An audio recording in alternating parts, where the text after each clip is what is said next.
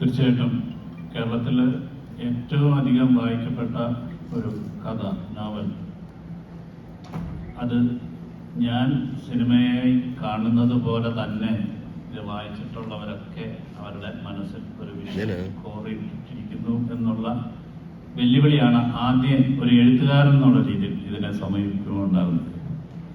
എനിക്ക് തോന്നുന്നു അതൊരു വലിയൊരു ചാപ്റ്ററാണ് അതിനെക്കുറിച്ച് സംസാരിക്കുന്നത്. എങ്ങനെയാണ് ഒരു നോവൽ തിരക്കഥയാകുന്നു എന്നുള്ളത് തന്നെ. കാരണം എൻ്റെ 43 അധ്യായങ്ങളിലായിട്ട് ഒരു 3.5 വർഷക്കാലത്തെ ജീവിതം പറഞ്ഞ് ഓരോ 43 അധ്യായങ്ങളിലായി പറഞ്ഞ ഒരു നോവൽ ഒരു സിനിമയാക്കണമെങ്കിൽ ഒരു 9-10 മണിക്കൂറുകൾ വേണ്ടി വരുന്നതാണ്.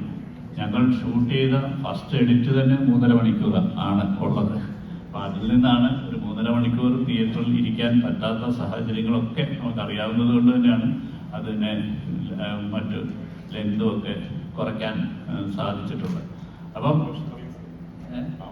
അതെ, അത് പിന്നീട് നമുക്ക് റിലീസ് ചെയ്യാൻ പറ്റുന്നതാണ്. കാരണം അത്രയധികം അതിനുവേണ്ടി പ്രത്യേകിച്ച് രാജുവിനോടുള്ള ഒരു ക്രൂരതകളാണല്ലോ.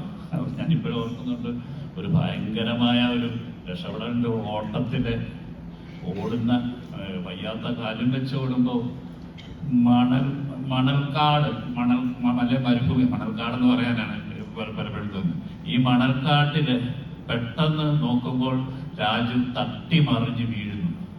അപ്പൊ ഞങ്ങൾ വിചാരിച്ച അത് ചിലപ്പോൾ ഒരു അഭിനയത്തിന്റെ ഭാഗമാണോ എന്ന് വിചാരിച്ചു. എഴുന്നേറ്റ് ഇന്ന് ചീത്ത വിളിക്കുന്ന കണ്ടപ്പോഴാണ് മനസ്സിലായത് അഭിനയമല്ല. ഇതിന്റെ ഇടയിൽ ഒരു വലിയ കല്ല് കിടന്ന് അതിൽ തട്ടി വീഴുക.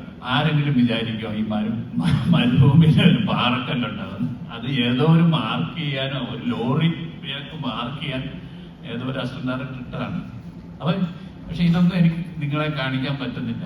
അത് മറ്റൊരു മീഡിയ കൂടെ ആയിരിക്കും കണ്ടത്. അപ്പം ഏറ്റവും ആദ്യത്തെ ചലഞ്ച്, ചോദ്യത്തിലേക്ക് വന്നു കഴിഞ്ഞാൽ ആദ്യത്തെ ചലഞ്ച് എന്ന് പറഞ്ഞാൽ പുസ്തകം വായിച്ചിട്ട് അങ്ങനെ കാണാനിരിക്കുന്ന ഒരു പ്രേക്ഷകനാണ്. ആ പ്രേക്ഷകന്റെ ചലഞ്ചിനാണ് എൻ്റെ ആദ്യത്തെ വെല്ലുവിളിയായിട്ട് ഞാൻ ഏറ്റെടുക്കേണ്ടത്. കാരണം നിങ്ങൾ കാണാത്ത എന്നാൽ അതിനോടൊപ്പം നിൽക്കുന്ന തരത്തിലുള്ള വിഷ്വലുകളിലേക്ക് എത്തുക എന്നുള്ളതാണ് ഒരു ഫിലിം മേക്കറിനെ സംബന്ധിച്ചിടത്തോളം, ഒരു റൈറ്ററിനെ സംബന്ധിച്ചിടത്തോളം ഉള്ള ഏറ്റവും വെല്ലുവിളി. അത് തന്നെയാണ് എൻ്റെ ഏറ്റവും വെല്ലുവിളി.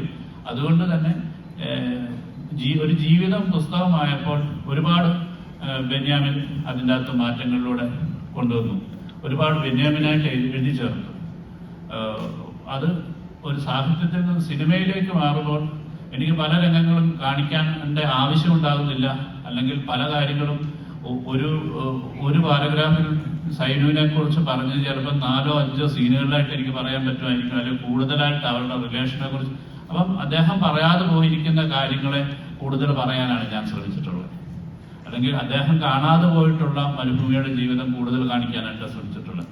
അപ്പം അത്തരത്തിലുള്ള എനിക്ക് മാത്രമേ അതൊരു എക്സ്പീരിയൻസ് ആകത്തുള്ളൂ. അല്ലെങ്കിൽ ഒരു ഡോക്യുമെന്റേഷനാണ്, പുസ്തകത്തിന്റെ ഒരു ഡോക്യുമെന്റേഷൻ അല്ല ആടുജീവിതം എന്ന് പറയുന്നത്. ആടുജീവിതത്തിന് അതിൻ്റെതായിട്ടുള്ള ഒരു ഐഡന്റിറ്റി ഉണ്ട്.